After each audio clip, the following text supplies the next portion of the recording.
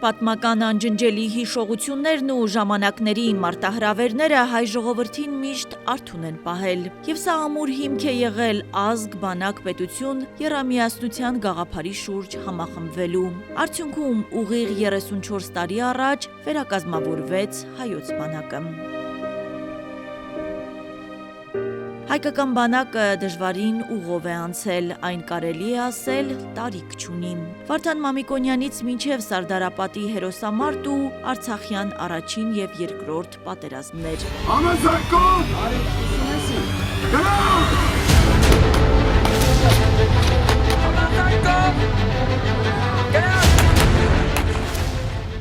Հայ զինվորը դիմակայել է ցանկացած փորձության, թերևս ամենացավոտն Արցախի ու հազարավոր հայրենիների կորուստն է։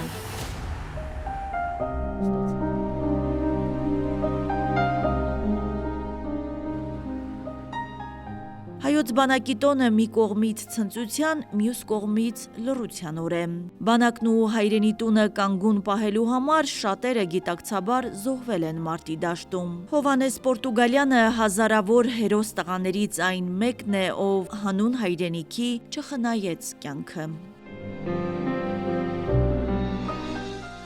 Ձյունածածկ ու քամոտ եռաբլուրում Հովհաննեսի կինը Էլիանան խնամքով մաքրում է շիրմաքարի վրայի ձյունը։ Շոյում ցրտից էլ ավելի սառած նկարն ու ջերմություն ստանում։ 20 թվին զինվորական զինկոմիսարիատի միջոցով գնաց ռազմաճակատ, Պավեսկայր եկել, ներկայացավ զինկոմիսարիատ, այդպես հոկտեմբերի 5-ին մեկնեց։ Այստեղ իր մարտական ընկերներն են, տղաները բոլորը Երևանից են եղել, մի մասը Պավեսկայով են գնացել, մի մասը կամավորներ են եղել, այդպես միասին խումբ են կազմել ու գնացել են Ֆիզուլի, տղեկը կռվել են Ղարղաբազարում։ Հոկտեմբերի 13-ին Հովոյից վերջին զանգն եմ ստացել։ Ոնց եք երեխաները, ոնց են, պինդ եղեք, ամեն ինչ լավ է լինելու։ Կինը պատմում է, ամուսինը զոհվել է հոկտեմբերի 14-ին, 5 ամիս համարվել է անհետ կորած, դժվարությամբ են գտել նրա մասունքները։ Ես որ գալիս եմ, նույնիսկ մայրս բարկանում է վրա, շատ երկար եմ մնում։ Այստեղից չեմ ուզում գնամ անկեղծ, բայց երեխաները փոքր են, ստիպված եմ գնալ։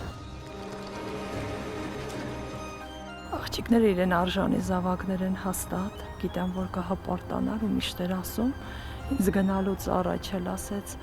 բալիս ենքան վստահ եմ, որ դու շատ լավ ամեն ինչ անելու ես ու երջանիկ եմ, որ հենց դու ես իմ կինը, որտեղ դու ուժեղ ես, դու մի տեսակ ենքան հետաքրքիր էր գնալուց առաջ անենց խոսքեր ասեց, որ ընդհանրապես տեղին չէր։ Երբեմն վիճում եմ հետը, որ ինձ մենակ թողեց, որ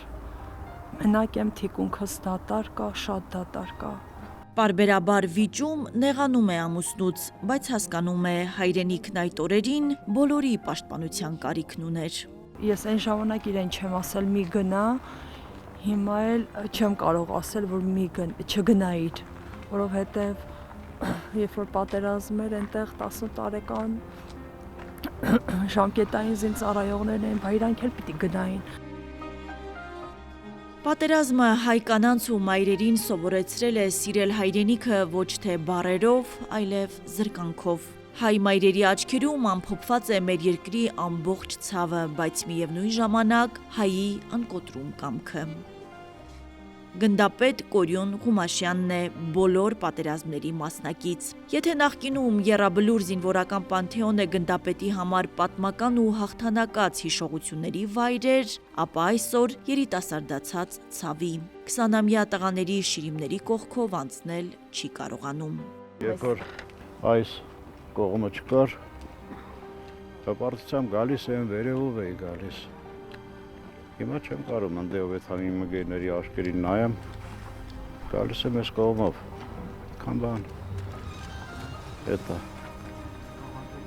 ինձ թվում է, իմ ընկերները կհասկանան ինչ ասի ես, իմ զինվորը չի պարտվել, ես միշտ ասել եմ, ինքը զոհվավ, այս տղայքը բոլորը հերոսաբար զոհվան, մնացին դիրքերում չփախան, չնահանջեցին։ Ոնց այդ պարտություն անունը անեք մեջներից այդ թուրք չի կարա հաղթի մեզ, եթե մենք մեզ չհաղթենք։ Հայոց բանակի օրը նաև պատասխանատվության օր է։ Յուրաքանչյուր քաղաքացի պետք է կրի իր պատասխանատվության բաժինը նախ հերոսացած տղաների, ապա սահմանին կանգնած զինվորների առաջ։ Հզորանալու կամքը պետք է երբեք չմարի ոչ թիկունքում, ոչ էլ առավելևս հայոց բանակի ներսում։ Հասմիկ Ֆարեդյան, Բեն Անտոնյան, Արմալուր։